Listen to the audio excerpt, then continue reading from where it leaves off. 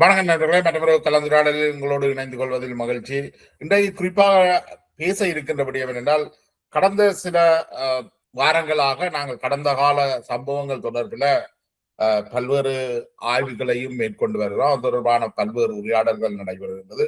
கடந்த உரையாடல்ல மனோரஞ்சன், முன்னாள் லேக் ஹவுஸ் மற்றும் ரூபானி ஊடகங்களின் முக்கியஸ்தர் மனோரஞ்சன் விடுதலை புலிகளுடைய நிழல் அரசு பற்றி உரையாடி இருந்தார்.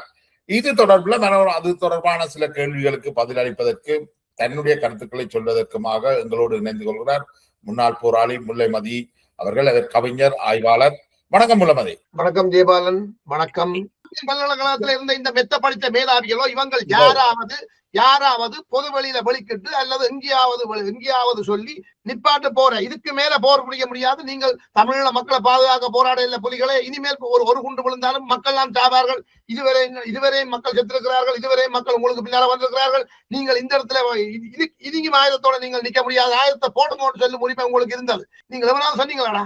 எங்களை இன்னும் அழிக்கும் போது என்ன செய்து கொண்டிருந்தவன் சம்பந்தன் மாநாட மயிலாட பார்த்து கொண்டிருந்தவனா இல்லையா?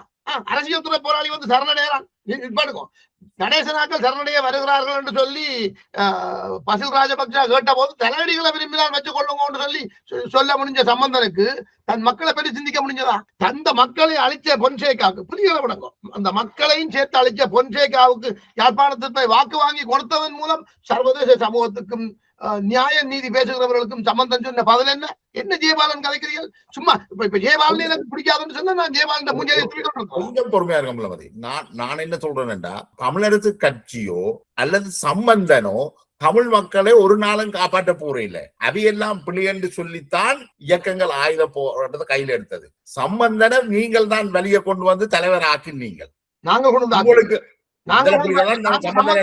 தலைவர் ஆக்கினது. நாங்கள் சம்பந்தனை சுட்டு கொள்றதுக்கு இருந்தோம் விடுதலை புலிகள்.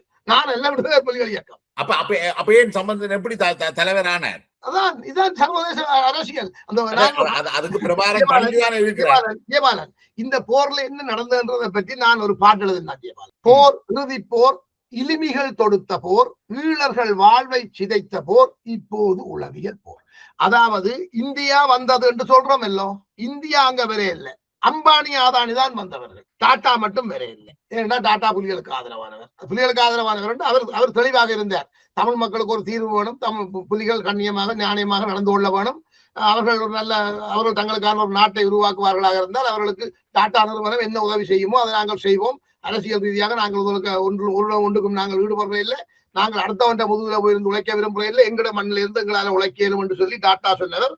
ஆனபடியாலே அவர் அந்த இலிமியாட்டிக்க வரையிலே அம்பானி ஆதானியாக்கள்லாம் இலங்கையில சுழன்றதுக்காக வந்த அவர்கள் அந்த இலிமியல், மற்ற மேற்குலக இலிமியல், இந்த இலிமியலின் எடுபடிகளும் இந்த தாங்களே தமிழர்களின் பேராளர்கள் என்று சொல்லிக் கொண்டிருந்த இந்த சம்பந்தக்கான ஆயுதம் ஏந்தி கொண்டு நின்ற அப்பாவி போராளிகள் மீது ஒரு மனச்சாட்சி இல்லாமல் பேசுறீர்கள் ஐயா. படிச்சினாங்கள், பட்டம் பெற்றார்கள், ஊடகவியலாளர்கள், இது உண்மைதானே? விடுதலை புலிகளை தவிர வேறு யாராவது பேச்சுவார்த்தைக்கு போனா நீலத்தின் செல்லத்தை நீங்கள் தான் சுட்டுக் கொண்டு சொல்றீங்க. பேச்சுவார்த்தை சமாதானம். அதுக்கு பிறகு இப்ப நின்று சமாதானத்துக்கு சம்பந்தன் போற நிறுத்த சொல்லி கேட்கிறேன். அழுதான் என்ன அர்த்தம்? சம்பந்தன் என்ன போற நிறுத்த சொல்லி கேட்பார். சம்பந்தன் என்ன பார்த்தார்? பிரபாகரன் என்ன வச்சு ஆட்டினவர், என்ன வச்சு ஆட்டினவர், இதற்கு நான் படிப்பிக்கிறேன். உங்களோட பக்கம் பாருங்க, இப்ப புலிகள் சுட்டு போடுவார்கள், நான் கலைக்கவே முடியாது. பிறகு என்னன்னு நீ 22 பாராளுமன்ற உறுப்பினர்களுக்கு தலைவனாங்க. பிறகு எப்படி புலிகள் இடைக்கால தன்னாட்சி வரைவு என்பது அவர்கள் தமிழத்தை நோக்கி போறதை பற்றி தான் பேசுகிறார்கள். அது சாத்தியப்படாது. புலிகளை வன்னிகளை வச்சு அழி என்று பிடிச்சோம். உனக்கு அந்த அப்பெல்லாம் புலிகள் சொல்ல மாட்டார்களோ? நீ நீலன் திருச்செல்வத்தை வச்சு மாத்தியாவை பிடிச்சு போட்டார்கள், புலிகள் பலகீனமா இருக்கிறார்கள், சந்திரிக்கா நாங்கள் உன்னை ஜனாதிபதி ஆக்கிறோம், நீ யாழ்ப்பாணத்தை புலிகள் சொல்லிக்க புலிகள் சுடுவார்கள் என்று பயம் இல்லையோ? அல்லது புலிகள் இயக்கம் முள்ளிவாய்க்கால முடிஞ்சது, இனி ஒன்றுமே இல்லை, பிரச்சனை இல்லைன்னு துணிச்சல்லையோ பொன்னாட போத்து தேசிய தலைவர் என்று சொல்லி மைந்தக்கு பட்டம் கொடுத்தாரு. அப்ப எல்லாம் உனக்கு பயம் இல்லையோ? இதான் சொல்ல மாதிரி சம்பந்தன் அரசியல்ல பழம் திண்டு கொட்ட போட்டவர், பிரபாகரன் ஒரு பேபி. கேம்ல பிரபாகரன் இல்லாமல் போயிட்டார். அவர் பழமும் திண்ண கொட்டையும் போட இல்லை. அதுக்காக நீங்க நினைக்காதீங்க புலிகள் முட்டாள்தனமாக புலிகளுக்கு தெரியாது, புலிகளுக்கு சொல்லப்படையலாம் நினைக்காதீங்க. 22 பாராளுமன்ற உறுப்பினரை சம்பந்தனிடம் கொடுத்து அடுத்த நிமிஷம் தராக்கி சிவராம் பல போராளிகளுக்கு சொன்னவர், இவர்கள் உங்களை அழிச்சு போடுவார்கள். வெளியானவர்கள்ட்ட கொண்டே ஜனநாயக தலைமைத்துவத்தை கொடுத்துட்டீங்களே, நீங்கள் செல்லா காசு, உங்களுடைய ஆயுதங்கள் பாய் பாய். அமெரிக்க ராணுவம் இருக்கல்லோ, ட்ரம்ப் சொன்னா போய் சாகும், ட்ரம்ப் விட்டு மாட்டான் வந்துடும். இந்த உலக ஜனநாயகம் இதுதான். ஆகவே உலகம் ஜனநாயகத்துக்கு எங்க வச்சு எப்படி உலகம் பல நாடுகள்ல புலிகளை பயங்கரவாதிகள் சொன்ன பயங்கரவாதிகள் சொன்ன நாடுகளிலே தலைவர் பிரபாகரன் முத்திர தலைப்பு வழியாக மனச்சாட்சியோட பேசுங்க ஐயா. ஒரு இனமாக நீங்கள் நினைக்கிற மாதிரி இதெல்லாம் உணர்வு பூர்வமாக நடக்கவே இல்லை. இது ஒரு அரசியல். பிரபாகரனுக்கோ புலிகளுக்கோ இந்த அரசியலை விளங்கிக் கொள்ற எந்த அருகதையும் இருக்கல. அதனாலதான் அவன் இந்த முடிவுக்கு வந்தவன். இதுல என்ன சொல்லுங்க, அதான் நான் சொன்னேன், புலிகள் 50% புலிகள் இந்த பொறுப்பேற்றுக் கொள்ளணும் என்று நான் சொன்னது புலிகளுக்கு தெரிஞ்சும் அவர்கள் சில முடிவுகளை எடுக்க முடியாத சிக்கல்ல இருந்ததுதான் உண்மையான காரணம். அவர்களுக்கு அரசியல் தெரியாது என்று நீங்க சொல்லாதீங்க. இலங்கை பாராளுமன்றத்துக்கு கூடாக தமிழர்களுக்கு எந்த தீர்வையும் வாங்க முடியாது என்று என்றைக்கும் மாற்ற முடியாத அந்த நிதர்சனத்தை உணர்ந்து கொண்டுதான் தலைவர் பிரபாகரன் தனக்கு பின்னால் கொடுத்த ஒவ்வொரு ஆயுதத்தாலே ஒன்று செய்யலான்றதை நிரூபிச்சிருக்கிறார். 200,000 பேரை பலி கொடுத்து ஆயுதத்தாலையும் ஒன்றும் செய்ய முடியாதுன்றதை நிரூபிச்சிருக்கிறார். அங்க நீங்க தவறு செய்கிறீர்கள். இது ஆயுத போராட்டம் தோற்க இல்லை. இந்த ஆயுத போராட்டத்தை தோற்கடித்தார்கள். யார் தோற்கடித்தது? இலுமிகளும் அவர்களுடைய எடுபடிகளும் துரோகிகளும். ஆயுதம் தூக்கைக்குள்ளேயே உங்களுக்கு தெரியணும், இந்த இலுமிகள் சர்வதேச புலனாய்வுகள் எல்லாம் உயிரோட தான் இருக்கும். அவர்கள் உங்களுக்கு எதிராக சதி செய்வார்கள். நீங்கள் ஆயுதத்தை மட்டுமே நம்பினதுதான் உங்களோட அழிவுக்கு காரணம். புலிகள் ஆயுதத்தை மட்டும் நம்பி இருந்தால் எப்படி அவர்கள் இந்த பேச்சுவார்த்தைக்கு போயிருக்க முடியும்? எப்படி அவர்கள் போயிருக்கிறீங்களே ஒழிய தீம்பூல தொடங்கி நோர்வே வரை எப்படி அவர்கள் பேச போயிருக்க முடியும்? தீம்பு பேச்சுவார்த்தைக்கு பிரபாகரன் பேச்சுவார்த்தையில நம்பிக்கை இருந்ததா? கருத்தால எதிர்கொள்ளுங்க. தீம்பு பேச்சுவார்த்தைக்கு பிரபாகரன் போனார், அவர் திரும்பி பிரபாகரனாகவே வந்தார்.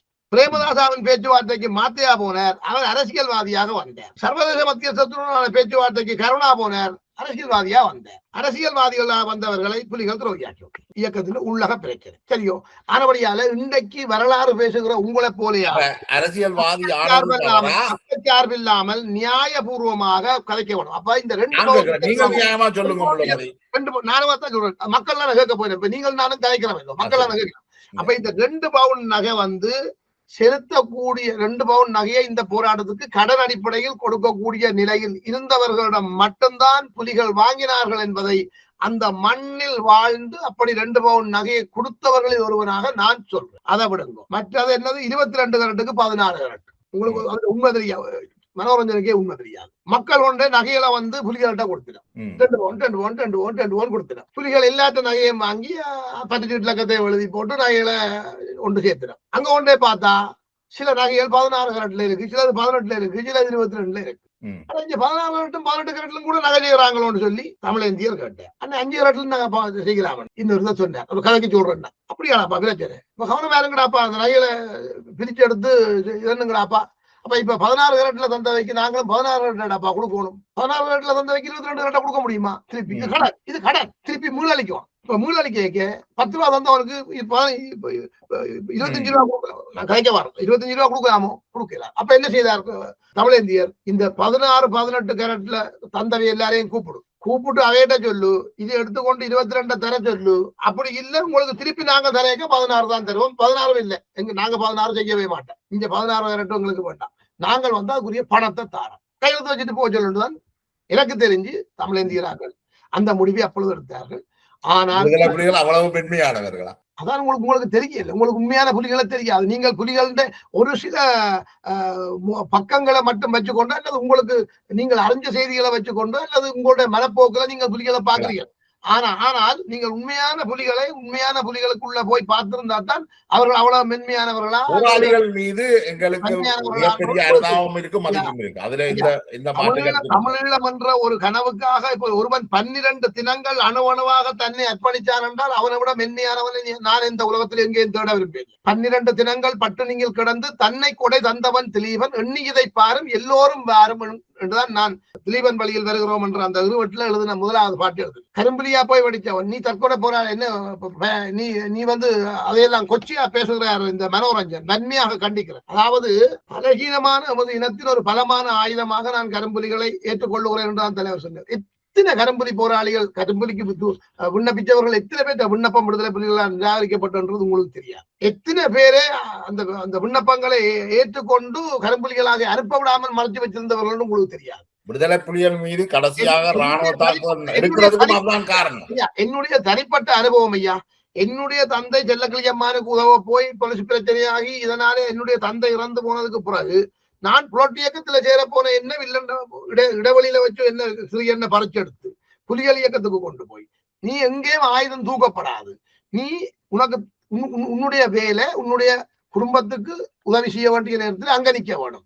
அதனால முத்தியங்கட்டுல நாங்கள் உபஉணவு திட்டம் எல்லாத்தையும் வந்து ஏவர்த்தனா நிப்பாட்டி போட்டால் ஆனபடியான சிறுபோகம் காலபோகம் 2 வெள்ளாம தான் செய்யலாம். அப்ப வயலை விதைக்கிறது வெட்டுறது, அப்ப விதைச்சா சரி வெட்டினா சரி, இடையில வேலை போடுறது அதுக்கெல்லாம் நான் நிக்க தேவையில்லை. ஆனபடியாலே அந்த நேரங்கள்ல மட்டும் வீட்டை போய் அம்மாவுக்கு உதவி செய்யணும்னு சொல்லி கண்டிப்பான உத்தரவோடு தான் தலைவர் என்ன இந்தியாவில இருந்து திருப்பி அனுப்புறார். கடைசி நாள் வரையும் மாத்தையாண்ணே அதை கடைபிடிக்கிறார். ஒரு 10 முறை 100 முறை என்னட்ட மாத்தையாண்ண சொல்லி இருப்பார், எவ்வளவு காசு வேணும் வேலை பொருளுக்குன்னு கேட்டார். நான் 1% வாங்கி போட்டதில்லை. இறுதியாக ஒட்டுசுட்டான் பொலிஸ் நிலையத்தை புலிகள் இந்த பிரேமதாசன் காலத்துல முற்றுகையிட்டு எடுத்த பொழுது அந்த பொலிஸ் நிலையத்துல எடுத்த கட்டில் மெத்தி எல்லாத்தையும் கொண்டு வந்து ராசகிரி என்று சொல்லி எங்கட ஊர்லயே ஒரு கல்வீட்டு கிராச்சுக்குள்ள போட்டிருந்தார்கள். அப்ப என்னட்ட கூப்பிட்டு மாத்தையாண்ண முத்தியங்கள்ல வச்சு சொல்றாரு, டேய் 2 கட்டில் எடுத்து கொண்டே வீட்டை போடுறான். என்னுடைய வீடு ஒரு காவல் கோட்டில் மாதிரி ஒரு சின்ன வீடு, அப்பாவும் இல்ல தம்பியும் இயக்கம் நானும் இயக்கம் குடும்பம் கஷ்டம். அப்ப போய் 2 கட்டளத்தை கொண்டு போறேன். என்னுடைய வீட்டு அன்றைய நிலைமை மழை பெய்தால் நிலத்துல தண்ணி நிற்கும், குந்திரதான் படக்க வேணும். அம்மா தங்கச்சியும் தான் வீட்டுல இருக்கிறார்கள். ஆனால் நான் அவர் சொன்னது போலவே அந்த 2 கட்டளையும் கொண்டு நான் வீட்டை போட இல்லை. நீங்க கச்சலம் உள்ள போய் எவன்கிட்டயாவது விசாரிச்சு பார்க்கலாம். இயக்க சொத்துல 1% நாங்கள் தொட்டதில்லை. என்னுடைய தந்தை அந்த நேரத்துல 50,000 ரூபாய்க்கு மேற்பட்ட பணத்தை புலிகளுக்கு கொடுத்துட்டு தான் செத்து போறவன். நாங்கள் தெருவுக்கு வந்தவர்கள். அது என்கிற கதை பெரிய கதை. சோ அதுக்காக நான் இதை சொல்ல வரையில்லை. அப்படியான அர்ப்பணிப்பான உண்மையாக இந்த இனத்துக்காக செயற்பட்ட மக்கள் ஒரு பக்கத்தில் இருக்கிறார்கள். அப்ப அப்படியான அர்ப்பணிப்புகளை செய்து இந்த விடுதலையை பற்றி அந்த விடுதலை தேவைதான் என்று உணர்ந்து கொண்டு நின்றவர்களுக்கு முன்னால வந்து நீங்கள் தலைவர் பிள்ளை போராளிகள் பிள்ளை புலிகள் பிள்ளை என்று சொல்லிக் கொண்டிருக்கிறதை நாங்கள் என்ன சொல்றேன்னா என்னுடைய மனிதர்கள் தான் ஐயா, நாங்களும் மனிதர்கள். நான் ஆயுதமே எனக்கு மூன்று ஆண் பிள்ளைகள் இருக்கிறோம். 20 வயசு 24 வயசு 28 வயசு. இப்ப இவர்கள் வந்து நான் ஒரு புரட்சிகர ஆயுத போராட்டத்துல போறேன், மக்களுக்கு விடுதலை எடுத்து கொடுக்க போறேன்டா நான் சொல்லுவேன், எல்லாத்தையும் பொத்தி கொண்டு பேசாம அலுவலப்பார். உன்னால ஒரு சமூகத்துக்கு ஏதாவது வேற மாதிரி இந்த ஆயுத போராட்டம் தவிந்த வழிகள்ல அந்த மக்களுக்காக செய்யலும்டா செய். ஏனென்றால் வரலாறு என்ன சொல்லி இருக்கண்டா, இந்த ஆயுத போராட்டங்களை எடுத்தவர்கள் எல்லாருமே தங்களை ஆயுதங்களை தங்களுக்கு யாருக்காக எடுத்தினமோ அவைக்கு எதிராக திருப்பி இருக்கணும். ஆனபடியால் இந்த முட்டாள் கூட்டங்களோட நீங்கள் போகாதெங்கோ என்றதுதான் என்னுடைய ஆலோசனை ஆயிருக்கும். நீங்கள் உங்களுக்கு ஒரு பிள்ளை இருந்தா நீங்களும் இதே ஆலோசனையை தான் சொல்லுவீங்க. நீங்கள் அதைய இல்லையாப்போ போய் போராடன்னு அனுப்ப போறீங்க. இல்ல நான் வந்து என்னுடைய பிள்ளைகள் போராட போகணும்னா நான் தடுத்திருக்க மாட்டேன். அது அவரோட அப்ப 18 வயசுக்கு மேல நீ போராட போறியா, அது உன்னுடைய மண்ணுக்காக உன்னுடைய மக்களுக்காக நீ என்ன செய்யணுன்றது உன்னுடைய முடிவு. நீ என்ன செய்து கொள்ள, அதை நான் தடுக்க போறது இல்லை. நான் ஒரு தந்தையாக நான் தடுத்திருக்கவே மாட்டேன், நான் செய்ய மாட்டேன். ஏன் நான் ஒரு போராளியாக இருந்து எனக்கு தெரியும். நான் எடுக்கிற இந்த முடிவைத்தான் நீங்கள் காலம் முழுக்க பேசி சாகிறார்கள், நீங்கள் பேசிக்கொண்டிருப்பீர்கள். என்ன அடுத்தவன் பிள்ளை என்னுடைய பிள்ளை இல்லை. இப்ப நான் என்ன கேட்கிறேன்டா, வன்னியில உள்ள பிள்ளைகள் அவ்வளவு பேரும் மடியைக்குள்ள இங்க இல்லவே எத்தனை பேர் போனீங்களா அங்க? இதே இந்த கதையில விடுங்க.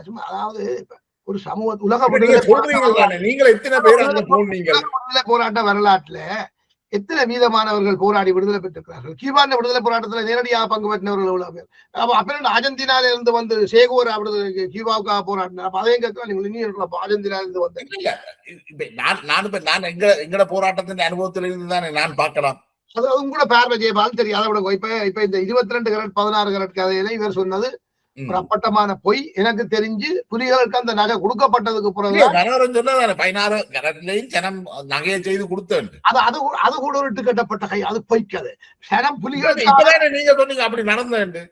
அது புலிகளுக்கு கொடுக்கறதுக்காக ஜனம் செய்து கொடுக்க இல்லை. அந்த நகையை செய்தவர்கள் மக்களை ஏமாற்றினவர்கள். பிறகு இந்த இந்த இன்வெஸ்டிகேஷன்ல வரைக்கும் நாங்கள் அப்படி செய்ய இல்லையே. அவர் இவ்வளவுதான் நீங்கள்ட்ட காசு வாங்கினவர், இந்தாங்க 10 புலிகள் மக்கள் கொண்டு வந்து புலிகள்கிட்ட கொடுத்தோன்னே உனக்கு அந்த சங்கிலி 22 கரெக்ட் தான் சரம் கொண்டு வந்து கொடுத்தோடனே இப்ப யார்கிட்ட விட வர்றது?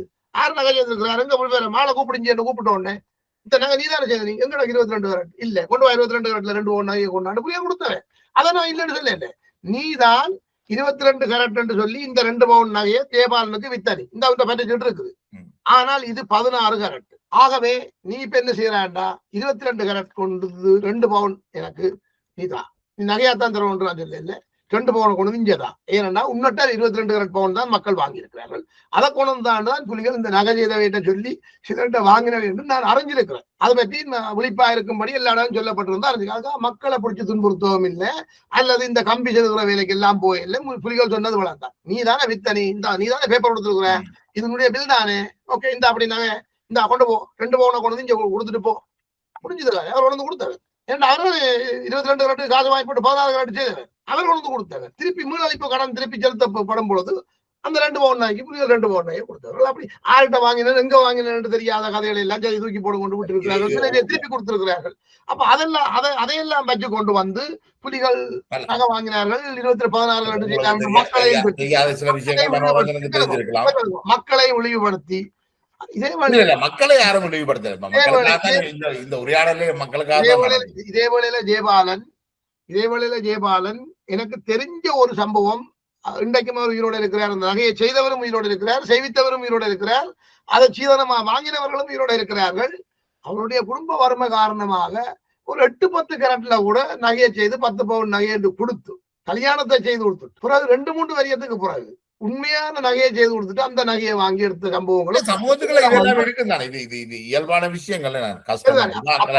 அப்ப அதை வச்சு கொண்டு வந்து இங்க புலிகளை வந்து 22 கரெக்ட் அந்த இதுக்குள்ள போகக்கூடாது. மற்றது நிழல் அரசு வரமா சாவமான்னு சொல்லி சாவம் என்றே நீங்கள் தலைப்பட்டு பதிவு போடுறீங்க. உங்களுடைய அறிவுக்கு சாவம் என்று சிந்திக்கிற உங்களுக்கு நாங்கள் என்னத்தை சொல்றது ஒன்றையும் சொல்லிடாது. ஆனால் ஒரு ஈழத்தமிழனாக நான் சொல்லுகின்றேன், தமிழீழத்தை அடைவதற்கு இருக்கிற வழிகளில் மிகச் சிறந்த வழி இது என்று புலிகள் முடிவு செய்யவில்லை என்பதை என்னால ஒரு வாக்கு மூலமாக தர முடியும்.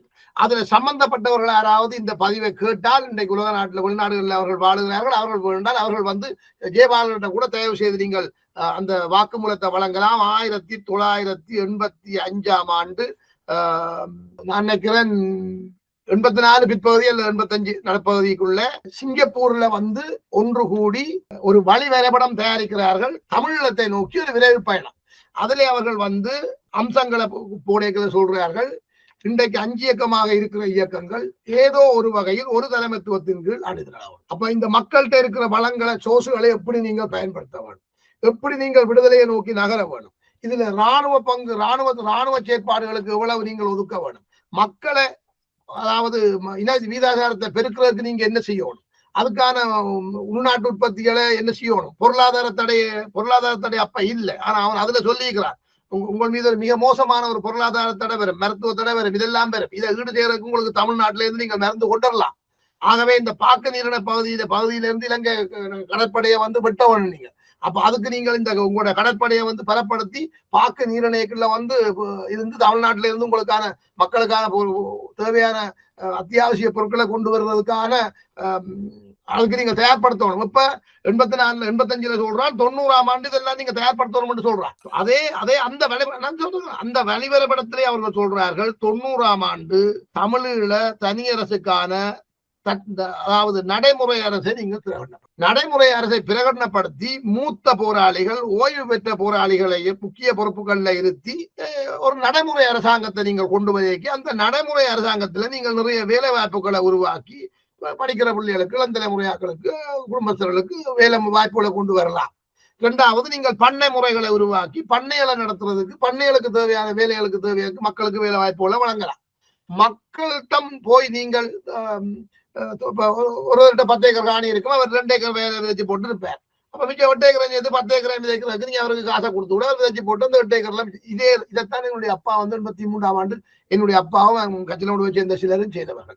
அதாவது செல்லக்கிளியம்மான் முதல் என்னுடைய தந்தையிடம் வரும் பொழுது சொர்க்கம் தோட்டா வாங்குறதுக்கும் நிதி உதவி தாங்கள் தோட்டம் செய்யறதுக்கு நிதி உதவி தான் பாரு. ஆனால் இவர்கள் அவர்களுக்கு நிதி உதவி செய்யறதை விட்டு போட்டு இவர்கள் என்ன செய்ய வலிக்கிட்டார்கள் என்றால் உங்களுக்காக நாங்கள் தோட்டம் செய்து லாபத்தை உங்களுக்கு தாரம் என்று சொல்லி சொன்னேன். அந்த அடிப்படையில தான் எல்வியில போய் 150 வெங்காயம் வச்சார், கச்சான் போட்டார், நெல்லு விதைச்சார், எல்லாம் பட்டின்ற தோட்டம் வந்தாங்க. வட்டி பணக்காரன் பொருள்காரனுக்கும் பிரச்சனை இல்லை, சீரடிக்கும் தகவல் போகாது, ஒருவருக்கும் போகாது, வட்டி. ஆனா இறுதியில செல்லக்கிளியம்மான் வீரச்சாவடைஞ்சு விட இன்னொருதன் பொறுப்புக்கு வந்தவன் இது முழுக்க இயக்கத்தின் பறிச்சு விட்டான். அப்பெருந்திருக்கிறவன் பொருஸ்காரன் கூப்பிட்டு செல்லக்கிளிக்கு எவ்வளவு காசு கொடுத்தீங்க என்று கேட்டார். இவர் 15,000 சொச்சம் மட்டும் எனக்கு முன்னால சொன்னார்.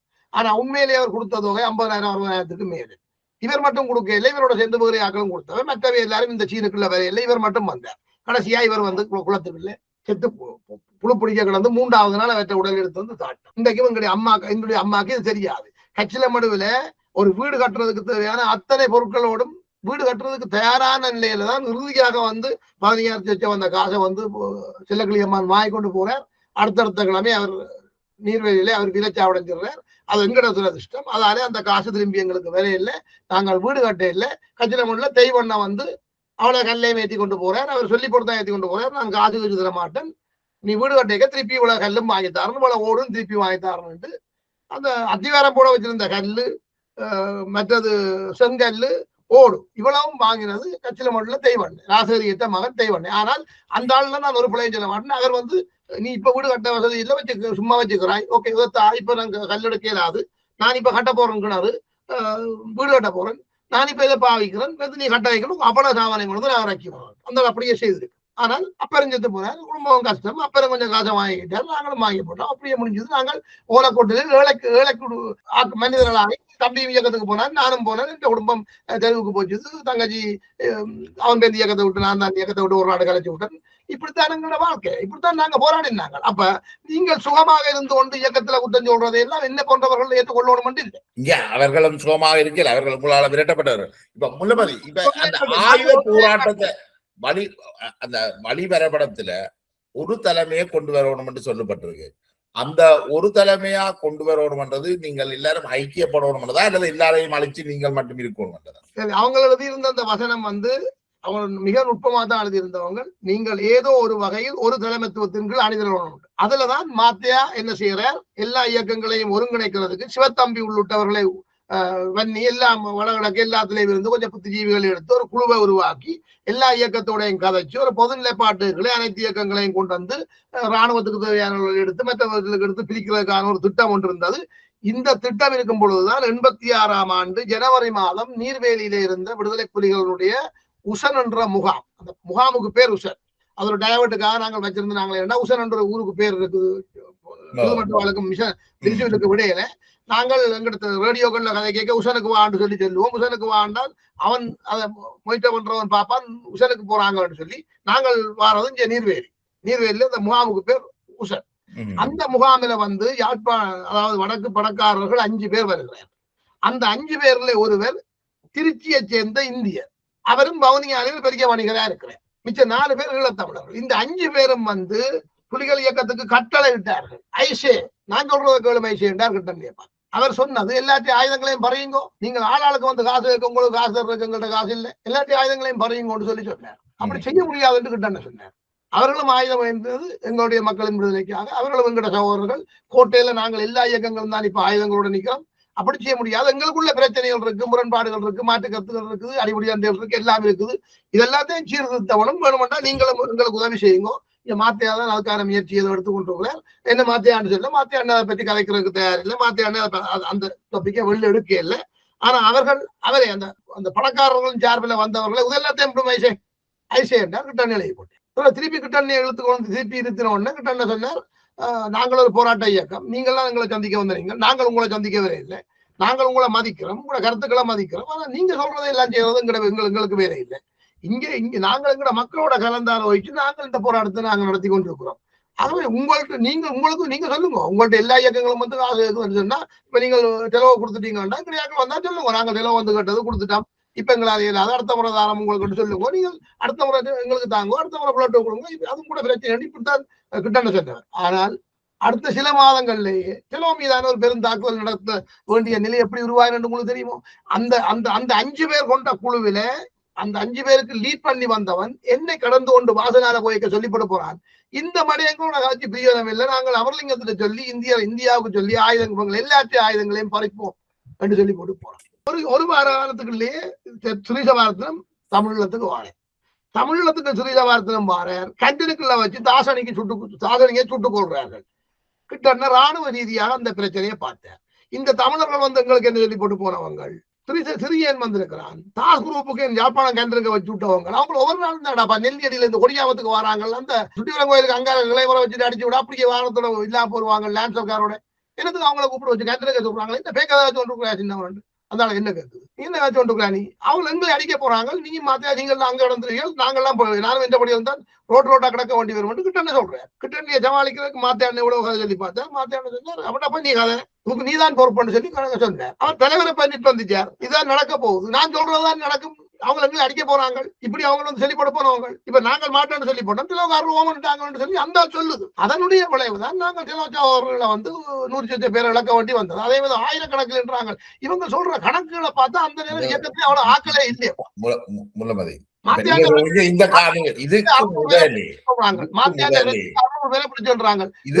முதலே விடுதலை புலிகள் வந்து பல தலைவர்களை போட்டார்கள்.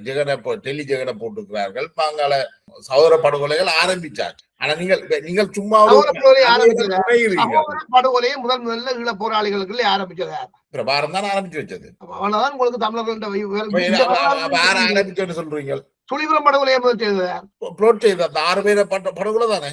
ஓகே, புலோப்பலையில வந்து தங்கட சந்ததியாட்ட போராளிகளை தமிழ்நாட்டுல வச்சு போடுதல் அது புலோட்டுக்குள்ள பிரச்சனை போட்டது. அது சகோதர படுகொலை இல்லை. நான் நீங்க கேட்ட கேள்வி மூலம் அது சகோதர படுகொலை யார் ஆரம்பிச்சு வச்சது? சுந்தரத்தை யார் சுட்டாது? சுந்தரம் தான் முதல் கொலை செய்யப்பட்டவர். வச்சு கொலை செய்யப்பட்டவர். ஏன் புலிகள் சுட்டவர்கள் தெரியுமோ? எல்லாரும் சுடுறதுக்கு ஒரு காரணம் வச்சிருக்கணும். அது காரணம் 6 பேரை கொலை செய்யறதுக்கும் ஒரு ஊத்த காரணம் சொல்லுவாங்க. குப்பை கொலை செய்யறதுக்கு சொல்றது குப்பை காரணங்கள் எல்லாத்தையும் நியாயப்படுத்த இயலாது. பிரபாகரனுக்கு ஒரு காரணம் இருக்கும் என்றால் வேற யாக்களை கொலை செய்யறது செய்யலாம். கொலை என்றால் கொலை தவறானது. உலகத்தில் எத்தனை நாடுகள்ல மரண தண்டனை இன்று வரை நடைமுறைப்படுத்தப்படுது? பல நாடுகள் நடைமுறைப்படுத்தப்படுது. அந்த மரண தண்டனை எந்த அடிப்படையில் ஆளுக்கால் நீங்கள் மரண தண்டனை கொடுக்குறாங்க?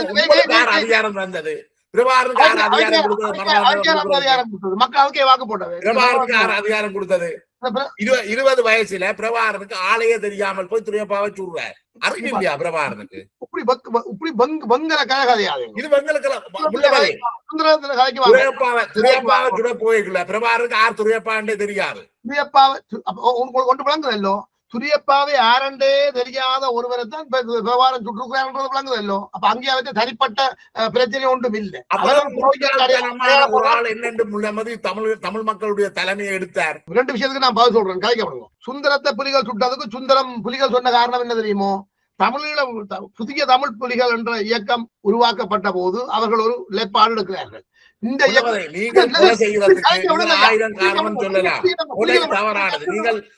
உண்மையில சொல்றோம்.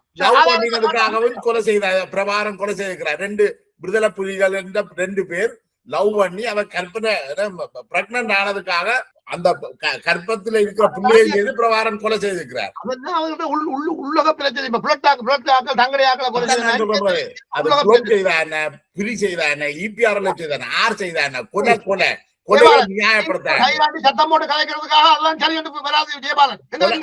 நியாயப்படுத்துறது தவறு. எந்த கொலையை நியாயப்படுத்துறது தவறு. அதுக்கு விளக்கம் சொல்ல விடுங்க ஜெயபாலன். அதாவது சுந்தரத்துக்கு புலிகள் சுட்டார்கள் புலிகள் பக்கத்துல சொல்லப்படுற நியாயம். அவர் எங்களை இயக்கத்தில இருந்து விட்டு ஆயுதத்தோடு வெளியேறி போனார்.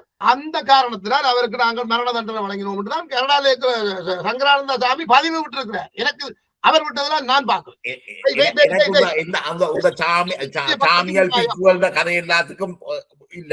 கொலைகள் வந்து நானும் ஏற்றுக்கொள்ள என்று விடுவோம். இப்ப நீங்கள் நானும் ஏற்றுக்கொள்ள. சுந்தரத்தை சுட்டதை நீங்களும் ஏற்றுக்கொள்ள. ஜெயபாலன் நானும் ஏற்றுக்கொள்ள. ஆனா புலிகள் தாங்கள் அதை சுட்டதுக்கு காரணம் அப்படி சொல்லி இருக்கிறார்கள். அப்படி விடுவோம்.